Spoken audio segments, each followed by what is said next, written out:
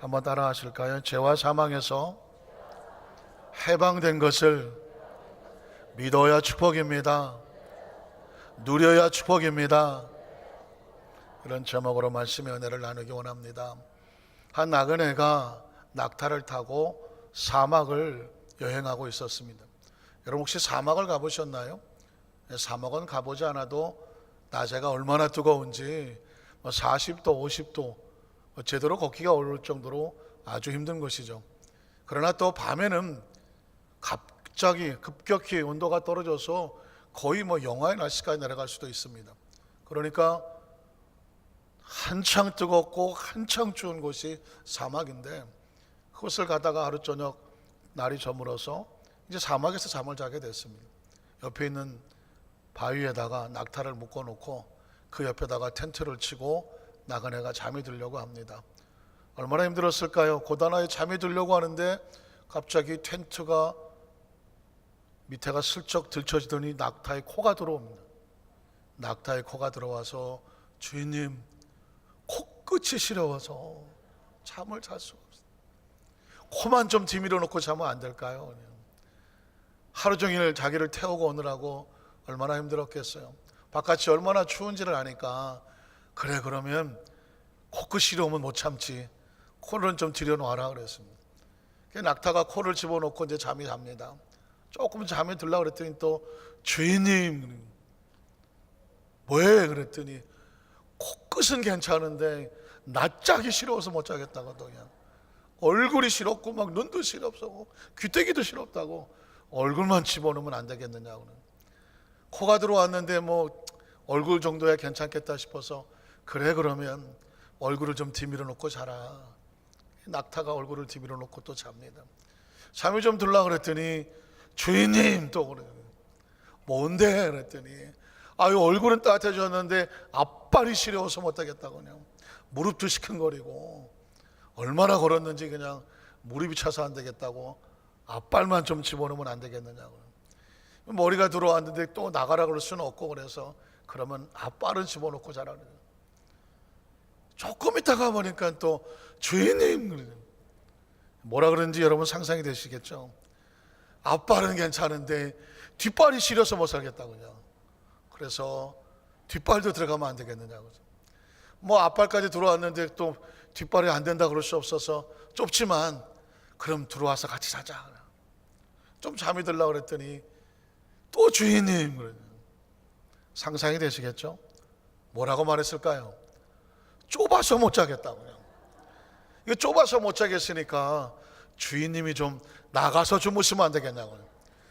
그래서 그날 나그네는 낙타한테 텐트를 뺏기고 바깥에서 취에 떨며 잤다는 그런 이솝 이야기가 있습니다. 여기서 말하는 낙타는 무엇을 상징할까요? 우리 속에 찾아오는 죄를 상징하는 것입니다. 죄라는 것이요 처음부터 덜커덕 와서 우리를 점령하지 않습니다. 아주 살짝 조금만 한 번만 딱 한 번만 이런 식으로 접근을 한단 말이죠. 그러니까 그래 한 번 정도는 이 정도는 누구나 그럴 수 있는 건데 그거 그래 괜찮아. 코끝을 용서하면 허용하면 조금 있으면 머리통이 들어옵니다. 죄의 머리통이 들어오는 거죠. 조금 더 가까이 더 많은 부분을 차지하려고 다가옵니다. 거기서 그것을 밀어내지 아니하면 이젠 몸통이 들어오기 시작합니다. 더 나가서 같이 살자고 그럽니다. 그러면 할 수 없지 어떻게. 그러나 조금 더 있다가 보면 네가 나가라고 그럽니다. 이 죄라고 하는 것은 우리 속에 들어와서 우리를 즐겁게 하는 것 같고 같이 누리며 사는 것 같지만 좀 지나다 보면 우리가 가지고 있는 것을 다 털어버리고 쫓겨나게 만드는 것. 결국은 사망을 가져오는 것이 바로 죄라는 것입니다. 때문에 성경에 보면 이 죄의 문제에 대해서 아주 중요하게 생각을 하고 이 죄의 문제를 근본적으로 해결해야 그 다음에 우리가 영생도 있고 구원도 있고 하나님의 나라도 있는 것입니다. 성경에는 죄가 이렇게 들어왔다고 말합니다. 로마서 5장 12절에 보니까 그러므로 한 사람으로 말미암아 죄가 세상에 들어왔습니다. 한 사람 정도는. 그런데 그게 아니었습니다. 그 죄로 말미암아 사망까지 끌고 들어왔습니다. 그냥 이 정도는 좀 그냥 죄가 좀 불편하지라고 생각했는데, 이 죄가 들어와서 결국은 사람을 죽음으로 몰고 들어가는 사망이 들어왔다고 말하고 있습니다. 나아가서 성경은 계속해서 이와 같이 모든 사람이 한 사람의 죄를 지었는데 그 죄가 퍼져나가서 모든 사람의 죄를 지었으므로 모든 사람이 사망에 갇혀서 사망에 이르게 되었다라고 말씀하고 있습니다. 사망이란 그냥 들어오는 것이 아닙니다. 죽음이라고 하는 것은 그냥 들어오는 것이 아닙니다. 성경에 보니까 작은 죄가 하나가 타러 들어와서 죄가 점령하고 마침내 사망에 가두고 생명에서 우리를 쫓아내는 것이 바로 죄라는 것이었습니다. 그럼 이 죄의 문제는 어떻게 해결할 수 있을까요? 이 죄의 문제를 해결하시는 분이 바로 예수 그리스도입니다. 로마서 8장 1절로 2절에 보니까 그러므로 이제 그리스도 예수 안에는 새로운 역사가 있는데 결코 정죄함이 없다는 것입니다. 이유가 뭐냐면 새로운 법이 있기 때문입니다. 이는 그리스도 예수 안에 있는 생명의 성령의 법이 죄와 사망의 법에서 너를 어떻게 했다? 해방했다는 것입니다. 자유케 했다는 것입니다. 이게 바로 그리스도 예수 안에서 죄와 사망을 쫓아내고 생명의 성령의 법적으로 의로운 된 자에 대한 선포입니다. 오늘 그렇다고 한다면 세 가지를 생각하는데, 첫 번째는 뭐냐면 하나님은 죄에 대해서 어떻게 생각하실까 하는 것입니다. 첫 번째로 하나님은 죄를 미워하신다. 한번 따라 하실까요? 죄를 미워하시는 하나님. 여러분 연애 해보신 연애? 제가 우리 교회 성도들한테 수예배 때 가끔 물어보거든요. 연애는 해본 적이 있느냐? 전멸이에요. 전멸이야. 그럼 좀 이렇게 사랑해서 뭔가 좀 편지도 좀 주고받고 뭔가 이런 설렘이 있으면서 결혼해 봤느냐? 전멸이야. 오로지 기도하다가 만난 것 같아. 그래서 우리 교회 성도들은 상당히 기도와 전도 외에 다른 데 별 관심이 없어서, 제가 뭐 드라마 얘기를 해도 그런 데가 있나, 제가 뭐 가요 얘기를 해도 전혀 생뚱맞게 못 듣는. 그래서 참 세상 이야기는 제가 다 해드리는 거고, 우리 성도들은 그저 거의 하나님의 나라 속에 사는 것 같아요. 연애를 해보신 분이 아마 간혹 계실지 모르겠지만, 연애는 뭐 어떤 마음이 있습니까? 사랑하는 사람을, 좋아하는 사람에게는 그가 좋아하는 걸 해주고 싶어서 별짓을 다 하지 않습니다. 제가 어렸을 때 학교 다닐 때 우리 친구 하나가 짝사랑을 하는 그 여자친구를 해서요, 극장에 가갖고 몰래 사진을 다 찍어서 영화 장면을 이렇게 앨범을 만들어서 선물을 주더라고. 그거 하다가 걸려서 쫓겨났다고 그러는 거예요.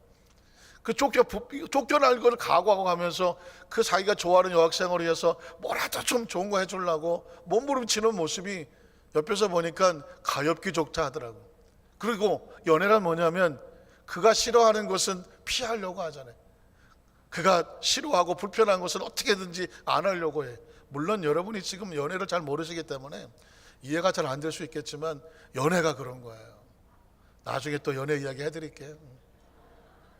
하나님이란 신앙이라는 것은 하나님을 연애하는 것과 같아요. 그분이 원하시는 것에 내가 목숨을 거는 거고, 그분이 싫어하는 것을 내가 기꺼이 포기하는 것을 신앙이라고 말하는 거예요. 그럼 하나님이 뭘 미워하실까? 하나님은 첫 번째로 보니까 불순종하는 걸 미워하셔요. 말씀을 했는데 말씀을 어기고 자기 마음대로 불순종하는 것은 하나님이 미워하시는 겁니다. 창세기 2장 15절로 17절에 보니까 야훼 하나님이 그 사람을 이끌어 에덴 동산에 두어 그것을 경작하며 지키게 하시고, 야훼 하나님이 그 사람에게 명령하여 넌 이렇게 했으면 좋겠어. 하나님이 원하는 거죠. 동산 각종 나무 열매는 네가 자유로 마음껏 먹되 선악을 알게 한 나무 열매는 안 먹었으면 좋겠어. 아니 먹지 말아야 돼. 이건 내 명령이야. 내가 싫어하는 거야. 내가 미워하는 거야. 왜냐하면 내가 먹는 날에는 너한테 이루어지는 것이 아니라 네가 반드시 영원히 분리되어 죽기 때문이라고 말했습니다. 자, 하나님께서 무엇을 원하고 원하지 않는지를 아셨습니까? 아담과 하와는 안타깝게도 하나님께서 원하지 않는 것을 합니다. 17절로 19절에 보니까 결과 이렇게 되죠. 아담에게 이르시되 내가 내 아내의 말을 듣고, 누구의 말을 들어야 되는데? 하나님께서 원하시는 말씀을 들어야 되는데 그 말을 제껴놓고 내 아내의 말을, 사람의 말을 듣고 내가 내게 분명히 먹지 말라고 했던 그 명령을 어기고 불순종하여 나무 열매를 먹었은즉. 이건 반드시 결과를 가져오게 되겠죠. 그 다음에 뭐라고 말합니까? 땅은 너로 말미암아 저주를 받고 너는 누구예요? 하나님 말씀을 불순종하여 어겼던 사람은 그 사람 때문에 땅이 저주를 받고 너는 평생에 수고하여야 그 소산을 먹으리라. 죄는 대가를 가져오고 죄의 열매를 먹게 만든다는 것이죠. 그 다음 절을 보면 땅이 네게 가시덤불과 엉겅퀴를 낼 거라. 저주받은 환경을 만들면 저주받은 환경이 나를 괴롭게 할 수밖에 없죠. 네가 그러므로 먹을 것은 밭의 채소인즉 네가 흙으로 돌아간다. 죄가 들어오면 사망을 끌고 들어오죠. 원래 인간은 죽게 만들어진 존재가 아니었습니다. 그런데 죄가 들어와서 사망에 잡히니까 어떻게 되냐면 흙으로 돌아가게 되는 거예요. 얼굴에 땀을 흘려야 먹을 것을 먹게 된다는 것입니다. 하나님을 불순종하면 이렇게 결과가 안타깝게 다가오는 점. 또 하나님께서 원하시는 예배는 신령과 진정한 최상의 가치를 드리는 예배여야 되는데 그 예배에 신령과 진정한 가치가 드려지지 아니하면 하나님은 그 예배와 예물을 미워하신다고 말했습니다. 창세기 4장 3절로 5절에 보면 세월이 지난 후에 가인은 땅의 소산으로 제물을 삼아 야훼께 드렸고, 이 구절을 보면 얼마나 귀하고 감사합니까? 예배하는 자 최상의 축복이죠. 그런데 그 다음 절을 이어나갑니다. 아벨은 자기도 양의 첫 새끼와 그 기름으로 드렸더니 야훼께서 아벨과 그의 제물은 받으셨으나, 예배는 하나님이 받으셔야 온전한 예배가 되고 제물이 되는 것입니다. 그런데 그 다음 절을 보니까 가인과 그의 제물은 하나님께서 받지 아니하셨다고 말하고 있습니다. 이유가 뭘까요? 가인은 하나님 앞에 예물을 드릴 때 형식뿐이었습니다. 거기에 마음이 없었습니다. 요한일서에 보면 가인은 평소의 행위가 악하였다고 말하고 있습니다. 그러니까 평소의 행위가 악한데 예배의 형식만 있고 모양만 있었던 거죠. 하나님은 속지 아니하시는 분입니다. 모양과 형식만 가지고 나도 예배합니다 라고 말했을 때 하나님께서 싫다고 말씀하십니다. 여러분 혹시 워십하는 많이 들어보셨습니까? 뭐 경배와 찬양, 그래서 예배를 워십이라고 말해요, 영어에 보면. 그런데 그 단어는 두 개가 합쳐진 것입니다. 월스라고 하는 가치, 그리고 쉽이라고 하는 배, 최상의 가치가 그 배에 실려질 때 그게 예배가 되는 것입니다. 오늘 저와 여러분 하나님께 나와서 예배를 드릴 때 이 시간의 모든 가치의 대상은 하나님입니다. 내 삶의 모든 것의 주체는 하나님입니다. 이 고백이 이루어져야 이게 진정한 예배가 되는 줄로 믿습니다. 하나님은 그 예배를 찾으시는 거예요. 형식과 모양이 있고 마음은 내 마음대로 하고 있는 그런 예배는 하나님께서 그건 예배 아니다. 그래서 가인을 통해서 우리에게 진정한 예배를 원하시는 하나님의 모습을 보여주고 있습니다. 또 인간의 생각이 악하고 그리고 계획이 악하면 하나님이 미워하신다고 말하고 있습니다. 창세기 6장 5절로 6절을 보면 야훼께서 사람의 죄악이 세상에 가득합니다. 그의 마음으로 생각하는 모든 계획이 항상 악한 것을 보시고 어떻게 생각했을까요? 땅 위에 사람 지으셨음을 어떻게 하셨어요? 한탄하셨어요. 여러분, 저와 여러분이 지어진 목적이 있습니다. 하나님께서 우리를 왜 지으셨을까요? 목적이 있어요. 나를 위하여 지었다. 하나님의 나라와 하나님의 일을 같이 하자고 지어놓은 거예요. 하나님의 일을 하라고 지어놓은 거예요. 그런데 그 하나님의 사람들이 세상의 생각으로 악하고 악한 계획을 가지고 있으니까 내가 이러려고 사람 지은 게 아닌데 하나님의 마음에 한탄하셔서 사람 지으신 것을 근심하셨어요. 그래서 그 다음 7절에 보면 이르시되 내가 창조한 사람을 내가 지면에서 쓸어버리되, 노아의 홍수는 이렇게 나오는 것이에요. 여러분 어떻습니까? 여러분이 어떤 물건을 잘 쓰려고 가져왔는데 보니까 다 썩어서 냄새나서 쓸 수가 없어. 어떻게 합니까? 내가 이걸로 좋은 요리를 만들려고 사왔는데 썩어서 냄새나 쓸 수 없으니 어떻게 해요? 버릴 수밖에 없는 것입니다. 그러니까 하나님께서 원하시는 그 용도에 맞지 않을 때, 그 생각과 그의 모든 계획이 악할 때 하나님께서는 안타깝지만 미워하시는 것이죠. 또 하나님께서는 우리에게 계명을 주신 목적이 있는데 하나님이 원하시는 내용의 계명이거든요. 그것을 떠나서 살면 하나님께서 미워하신다 이렇게 말합니다. 출애굽기 20장 1절로 5절을 보면 하나님이 모든 말씀으로 말씀하여 이르시되 나는 너를 애굽 땅 종되었던 집에서 인도하여 낸 내 하나님 야훼다. 너를 지금 이 자리에 있게 한 하나님이다라는 뜻입니다. 오늘 저와 여러분이 태어나서 지금까지 살아오면서 어떻게 살아왔을까? 우리를 여기에 있게 하신 분은 하나님입니다. 한번 고백할까요? 우리를 여기까지 지금 여기에 있게 하신 하나님 믿으십니까? 그걸 고백하는 사람이 예배에 나온 거 아니겠습니까? 자, 그 하나님이 뭘 원하시는가 보세요. 그 다음 절을 보니까 너는 나 외에는 다른 신들을 내게 두지 말라는. 하나님은 어떤 하나님이냐면 그 다음 절 보면 너를 위해서 새긴 우상을 만들지 말고 또 위로 하늘에 있는 것이나 아래로 땅에 있는 것이나 땅 아래 무슨 어떤 것 어떤 형상도 만들지 말며 그것들에게 제발 절하지 말아냐. 그것들을 섬기며 그곳에 가서 빌면서 복을 달라고 그곳에 가서 섬기지 마라. 왜냐하면 나 내 하나님 야훼는 무엇하는 하나님이십니까? 질투하는 하나님이에요. 나 외에 다른 신이 없어요. 나 외에 너를 여기까지 있게 하는 신이 없다는 것입니다. 너를 내가 나만큼 사랑하는 그 어떤 존재가 없다는 것입니다. 그리고 오로지 네가 경배하고 예배해야 될 대상은 하나님 한 분이라는 것입니다. 그런데 그가 다른 신을 섬기고 다른 곳에 가서 절을 하면 하나님께서 질투하신 하나님인즉 그 다음 절에 뭐라고 말합니까? 나를 미워하는 죄를 갚아요. 아버지로부터 아들에게로 3, 4대까지 이르게 하거니와 나를 사랑하고 내 계명을 지키는 자에게는 1000대까지 은혜를 베푼다고 말했습니다. 여러분 눈치채셨습니까? 하나님께서 원하시는 것이 있고 하나님께서 미워하시는 것이 있구나. 죄라는 것을 하나님 미워하는 거거든요. 한 가지 더 말씀을 드리면 하나님의 말씀을 내가 버리면 성경은 안타깝지만 하나님도 우리를 버릴 수밖에 없다고 말합니다. 사무엘상 15장 24절로 26절에 보면 사울왕이 하나님 앞에 범죄합니다. 아말렉과의 전쟁에서 이기게 되거든 거기 전리품은 하나도 손대지 말고 그냥 오라고 말합니다. 다 없애라고 말했습니다. 근데 가보니까 너무 아까워. 그래서 몰래 몇 개를 숨겨오다가 걸렸어요. 사무엘이 사울왕에게 야단을 쳤습니다. 그랬더니 사울왕이 변명을 하는 것입니다. 사무엘에게 이르되 내가 범죄하였나이다. 내가 야훼의 명령과 당신의 말씀을 어긴 것은 내가 백성을 두려워하여 그들의 말을 청종하였기 때문입니다. 우리가 죄를 지을 때 하나님 말씀을 떠날 때 이유가 있죠. 어쩔 수 없는 상황. 그때 그럴 수밖에 없었어. 내가 유혹에 약해서 사람들이 충동질을 해서 남들이 다 하는데 내가 혹시 빠지면 또 어색해서 왕따 당할까 봐 모두 그 죄에 대한 자기 나름대로의 변명의 여지가 있고 핑계가 있습니다. 사울도 핑계를 대는 것입니다. 그런데 여러분 보십시오. 죄는 핑계대서 넘어갈 상황이 아닌 거예요.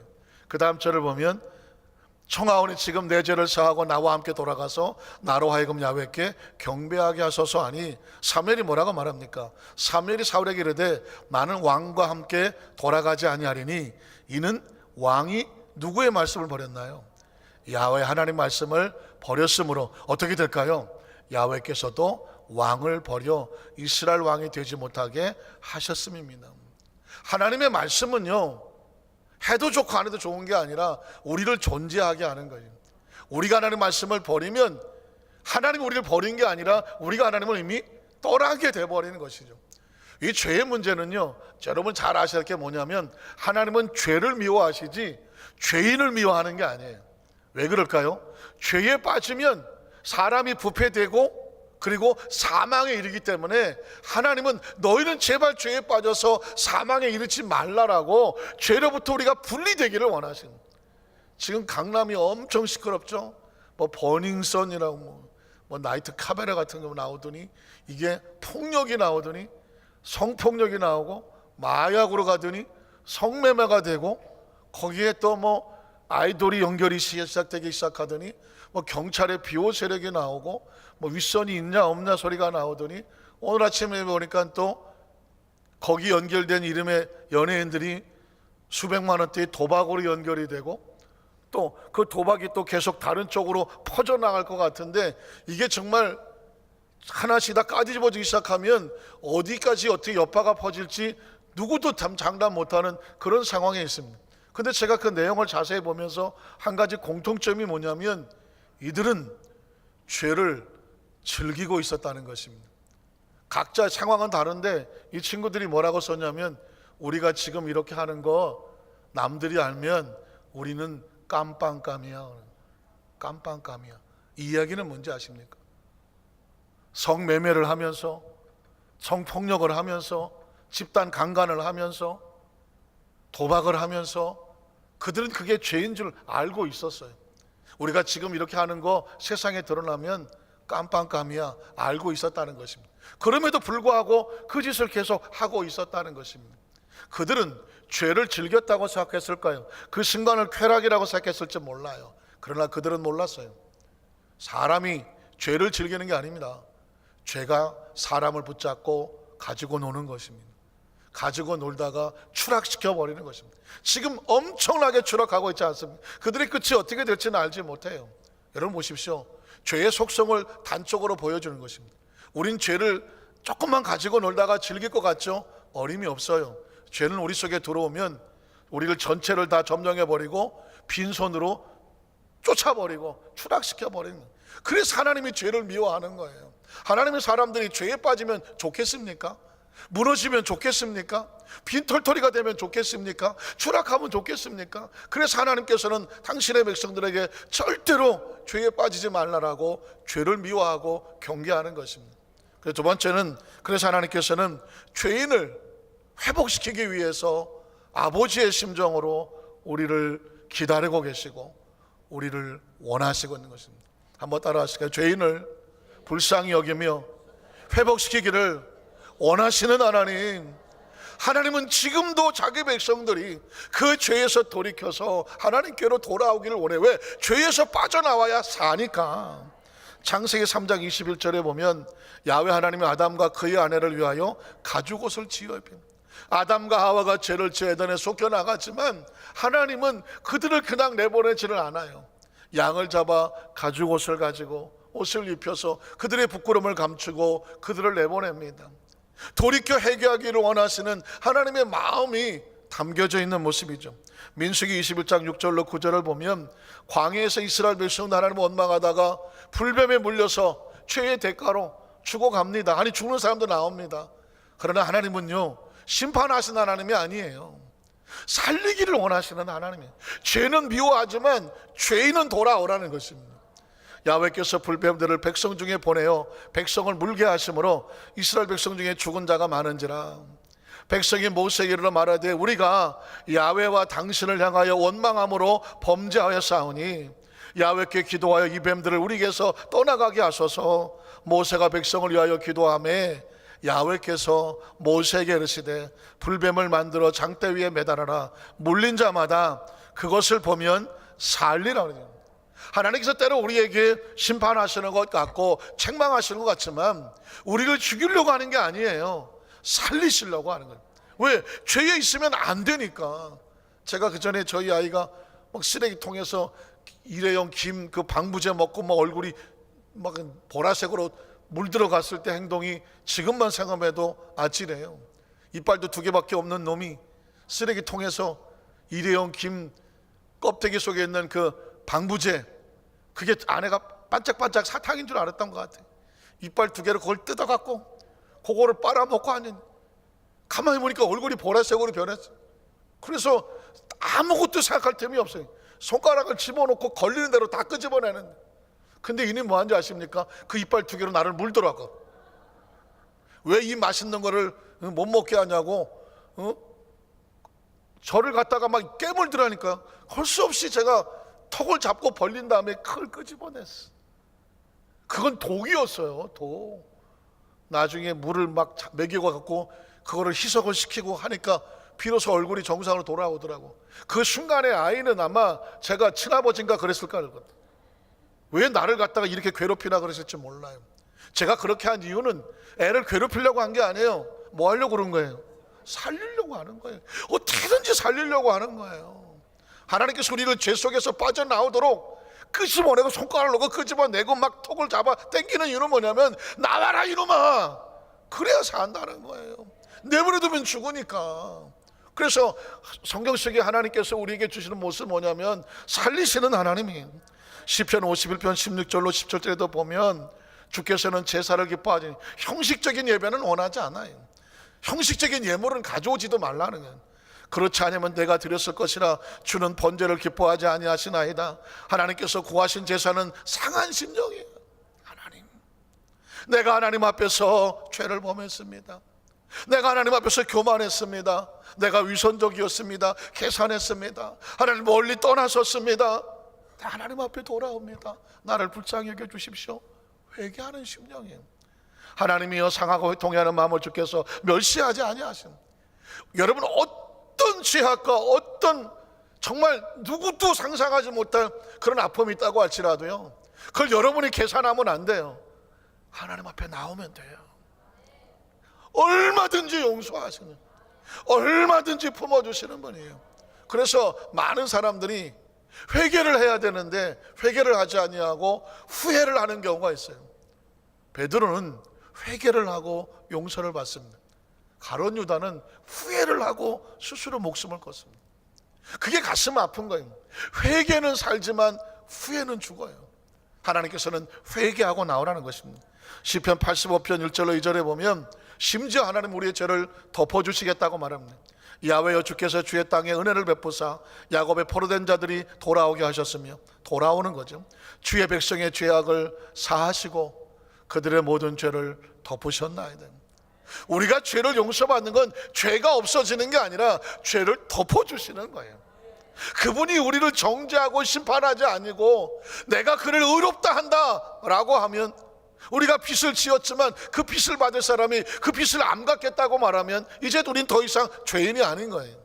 마찬가지로 그 죄의 대가를 하나님께서 내가 덮어줄게, 덮으신 하나님이에요. 시편 이사야 1장 18절로 19절에 보면 이렇게 말씀합니다. 야훼께서 말씀하실 때 오라 우리가 서로 변론하자. 너희 죄가 주홍 같으냐? 눈과 같이 이어질 거다. 너희 죄가 진홍같이 붉을 것이냐? 내가 양털같이 희게 만들어 줄게. 그러니까 내 죄가 얼마나 크냐 작으냐 네 스스로 진홍이냐 주홍이냐 판단하지 마라. 와서 변론에 엎드리면 내가 흰눈보다 양털보다 희게 만들어 줄게. 이게 아버지의 심정인 거예요. 아버지의 심정. 이사야 53장 4절로 6절을 보면, 그래서 우리가 날마다 짐승 잡아서 그 피로 용서받을 수 없으니 하나님께서 메시아를 보내요 우리 죄를 대신 다 담당해 주실 것을 예언을 하셨습니다. 이사야 53장은 메시아에 대한 예언서입니다.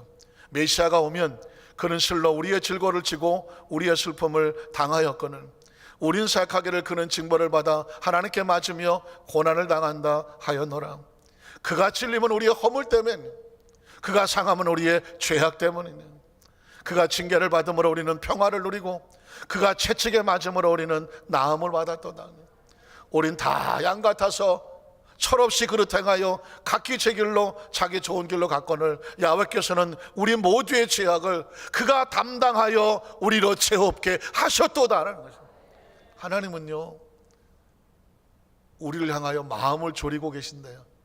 왜 졸이냐면 하나님의 자녀가 용서받고 돌아와야 될 자녀가 혹시라도 하나님을 신뢰하지 못하고 혼자 후회하고 혼자 고통스러워할까 봐, 내 백성이야 내게 돌아와. 난 네가 돌아오기만을 기다리고 있어. 거기서 나와서 회복되기만 기다리고 있어. 그래서 작사된 가사가 하나 있어요. 찬송가 527장에 보면 밤마다 문 열어놓고 마음을 졸이시며 나간 자식이 돌아오기만 기다리고 있어. 왜? 돌아와야 사니까. 우리 찬송가 527장 찬양 한번 같이 고백하겠습니다. 어서 돌아오. 같이 찬양합니다.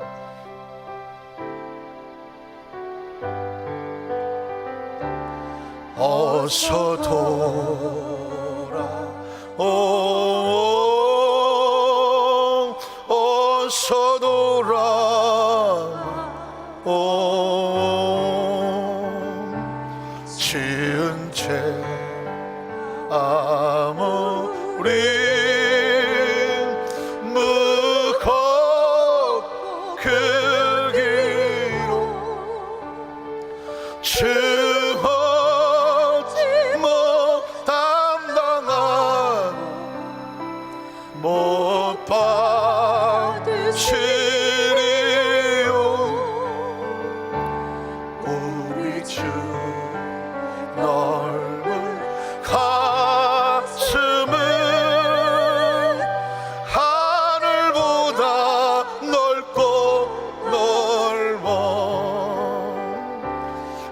어서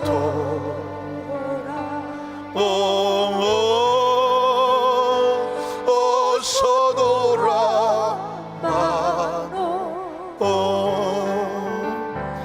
우리 주 날마다 기다리시나오.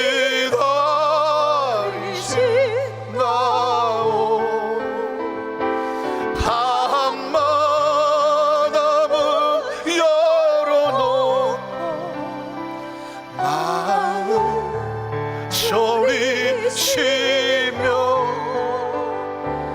나간 자식 돌아오기만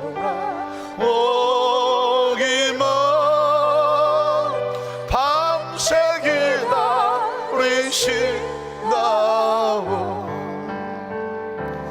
어서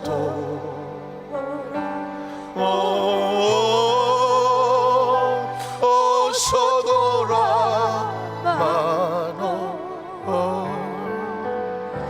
채찍 맞아도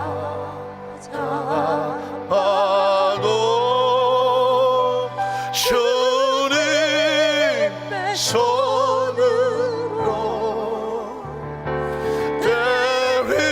때리시고 어루만져 위로해 주신 우리 주 넓은 품으로 어서 돌아오소서. 혹시 자녀가 가출하여 자녀를 기다려본 부모님이 계십니까? 어떤 분이 방송에 나와서 그 아들을 또 딸을 기다리는 마음을 밤에 문을 못 잠가 놓는다고 말하더라고요. 이유가 뭐냐면 혹시라도 밤에 왔다가 문이 잠겨서 그냥 돌아갈까 봐 문을 열어놓고 잔대. 문을 닫아놨다는 이야기는 혹시 아버지가 나를 용서하지 않아서 그런 건 아닐까? 아버지 마음에 다친 건 아닐까? 그래서 문을 잠가 놓지를 못하고 열어놓고 기다린다고 하더라고요. 하나님의 마음이 그래요. 하나님의 마음이. 우리 옆에 분이 좀 이렇게 진정을 시켜주시죠. 하나님께서 눈물의 간구와 기도를 기억하실 줄로 믿습니다. 그래서 세 번째로 예수 그리스도로 말미암아 이제 하나님께서 우리에게 선포해 주시는 의인의 모습이에요. 너의 모습은 이런 모습이야. 난 이런 모습이 되기를 원해 하시는 것이 바로 아버지의 모습입니다. 누가복음 15장 20절로 24절에 보면 이에 일어나서 아버지께로 돌아가니라. 아직도 거리가 먼데 아버지가 그를 보고 측은히 여겨 달려가 목을 안고 입을 맞추니 아들이 이르되 내가 하늘과 아버지께 죄를 지었사오니 지금부터는 아버지 아들이라 일컬음을 감당하지 못하겠나이다. 아버지는 종들에게 이르되 제일 좋은 옷을 내어다가 입히고 손에 가락지를 끼우고 발에 신을 신기라. 그리고 살찐 송아지를 끌어다가 잡으라. 우리가 먹고 즐기자. 이 내 아들은 죽었다가 다시 살아났으며 내가 잃었다가 다시 얻어노라니 그들이 즐거워하는. 아버지는 그 집을 나간 자식이 돌아오기를 기다렸어. 마음 졸이며 밤마다 문 열어놓고 기다렸어. 왜 기다렸을까요? 내 아들아, 네가 있을 곳은 거기가 아니야. 죄 속이 아니야. 내게로 돌아와. 난 네가 돌아오기만을 기다리고 있다는 것이. 아버지가 원하는 것은 아들이 회복되기를 원해. 죄에 물려서 상처 입고 빼앗기고 추락하기를 원하지 아니하고 그 하나님 안에서 회복되고 그 모습을 찾기를 원해. 그게 아버지의 마음이에요. 예수님은 그래서 이 땅에 오신 것입니다. 마태복음 1장 20절로 21절에 보면 이 일을 생각할 때에 주의 사자가 현명하여 이르되 다윗의 자손 요셉아 네 아내 마리아 데려오기를 무서워하지 마라. 그에게 잉태된 자는 성령으로 된 것이다. 아들을 낳은 이름을 예수라고 하는 그 많은 이름 가운데에 메시아가 오셔서 그 메시아에 붙었던 이름은 예수예요. 그 뜻이 뭐냐면 그가 자기 백성을 그들의 죄에서 구원할 자예요. 하나님은 마음이 급하셔요. 제일 먼저 죄에서부터 구원해야 돼요. 죄 속에서 빠져나오게 해야 돼요. 그래야 그 다음의 문제는 다 자연히 이루어지는 거예요. 그래서 예수를 우리에게 죄에서 자기 백성을 구원할 자로 보내주셨습니다. 마태복음 9장 1절에 보면 예수님은 죄를 사하시는 권능이 있었습니다. 예수께서 배에 오르사 건너가 본 동네에 이르시니 침상에 누운 중풍병자를 사람이 데리고 오거늘 예수께서 그들의 믿음을 보시고 중풍병자에게 이르시되 작은 자야 소자야 안심하라 내 죄사함을 받았느니라. 모든 병이 죄 때문에 온 것은 아니에요. 그러나 죄는 우리에게 병을 가져올 수가 있어요. 그래서 이 죄의 병의 문제를 해결하기 위해서 예수님은 먼저 그 병의 원인인 죄를 사하여 주시는 것입니다. 혹시 여러분의 마음속에 내가 알게 모르게 진 어떤 죄의 대가로 내 몸의 아픔과 상처가 다가왔다면 오늘 선포되는 예수님의 말씀이 여러분이 주시는 레마가 되길 원합니다. 소자야 안심하라 내 죄사함을 받았느니라. 내 죄사함을 받았느니라. 예수 그리스도 말미암아 그 죄사함 받음으로 그 죄가 떨어져 나가면요 중풍병도 떨어져 나갑니다. 그렇게 말씀하시니 이 사람들이 옆에서 당신이 뭔데 죄를 사하냐고 말했어. 그때 예수님께서 내가 하나님 아버지로부터 이 땅에 죄 사하는 권세가 있음을 너희로 알게 하려 하심이라. 그리고 중풍병자에게 일어나 걸어가라고 말했습니다. 그러니까 죄의 문제가 해결되면 그 죄로 다가왔던 문제는 자연히 해결되는 것입니다. 계속해서 성경은 말하기를 로마서 6장 12절로 15절에 보니까 이제 우리 의른된 모습을 선포합니다. 그러므로 너희는 죄가 너희의 죽을 몸을 지배하지 못하게, 자, 죄가 지배하지 못하게 하여 몸의 사적인 욕심에 순종하지 말고, 또한 너희 지체를 불의의 무기로 죄에게 내주지 말고, 오직 너희 자신을 죽은 자 가운데 다시 살아난 자 같이 하나님께 드리며 너희 지체를 의로운 무기와 병기와 통로로 하나님께 드려라. 죄가 너희를 주장하지 못한, 우리가 의를 선택하면 죄가 우리를 주장하지 못하리니 이는 너희가 법 아래 있지 아니하고 은혜 아래 있음이라. 그런즉 어찌하리 우리가 법 아래 있지 아니하고 은혜 아래 있으니 죄를 지으리요 그럴 수 없느니라. 우린 이제 더 이상 죄와 상관이 없는 자가 되어서 아버지 품으로 돌아왔어요. 18절에 19절에 보니까 죄로부터 해방이 되어 의에게 종이 되었느니라. 한번 따라 하실까요? 죄로부터 해방되어 의의 종이 되었습니다. 19절은 이어집니다. 너희 육신이 낙함으로 내가 사람의 예대로 말하노니 전엔 너희가 너희 지체를 부정과 불법에 내주어 벌법에 이르는 것 같이 이제는 너희는 불법의 자녀가 아니에요. 너희 지체를 의에게 종으로 내주어 거룩함에 이르게 됐다고 말씀합니다. 로마서 6장 11절에 보면 이와 같이 너희도 너희 자신을 죄에 대해서는 이제 아무런 감각과 마음이 없는, 끌림이 없는, 죄에 대해서는 죽은 자요, 그리스도 예수 안에서 하나님께 대하여서는 모든 것이 드려질 수 있는 살아있는 자로 여길지어다. 로마서 6장 22절 23절은 여러분 기억하십시오. 그러나 이제 너희가 죄로부터 해방되고, 계속 성경은 죄로부터 해방을 선포합니다. 하나님께 종이 되어서 거룩함에 이른 열매를 맺었으니 그 마지막은 영생이다. 죄의 삭은 사망이요. 기억하십시오. 죄는 절대로 우리를 좋게 하지 않아요. 사망으로 끌고 갑니다. 하나님의 은사는, 선물은 그리스도 예수 우리 주 안에 있는 영생이라고 말했습니다. 이제 여러분에게 법적으로 선포합니다. 로마서 8장 1절 2절에 보면 그냥 의인된 게 아니에요. 하나님의 법이 여러분을 선포하는 겁니다. 그러므로 이제 그리스도 예수 안에 있는 자에게는 결코 정죄함이 없나니 이는 그리스도 예수 안에 있는 생명의 성령의 법이 죄와 사망의 법에서 너를 해방하였음이라고 말했습니다. 우리가 죄를 지면 죄가 와서 죄의 법이 있어요. 죄를 지면 죄의 종이 돼. 죄가 시키는 데가 되고 죄가 다 빼앗아가. 그러나 우리가 예수 그리스도 안에 들어오면 생명의 성령의 법이 우리를 법적으로 주장해. 이 사람은 죄에서 빠져나와서 의인된 사람이 되었습니다. 생명의 사람이 되었습니다. 자유하는 사람이 되었습니다. 더 이상 정죄하지 않습니다. 이게 바로 법적으로 여러분이 의로운 자가 된 것을 선포하는 것입니다. 이제 여러분은 예수님 안에서 죄가 한 번도 지은 적이 없는 것 같은 거룩함을 덮여줬습니다. 마귀가 죄인이라고 정죄할 수 없는 그 정죄로부터 자유로워졌습니다. 그리고 여러분 하나님 앞에 담대하게 나갈 수 있는 하나님의 자녀가 되었습니다. 이제부터는 아유 내가 죄인인데 죽으리고 살면 안 돼요. 의기소침해서도 안 되고요, 매일 막 그냥 그런 죄책감으로 살면 안 돼요. 왜냐하면 전에는 죄인이었지만 예수님 안에서 여러분은 의로운 자가 되었고 하나님의 자녀가 되었어요. 그 전에 저희 집 아들이 뭘 좀 사준다 그러면 저한테는 없는 게 나오더라고. 얼마나 집요한지. 아빠, 며칠 남았습니다. 사주실 거죠?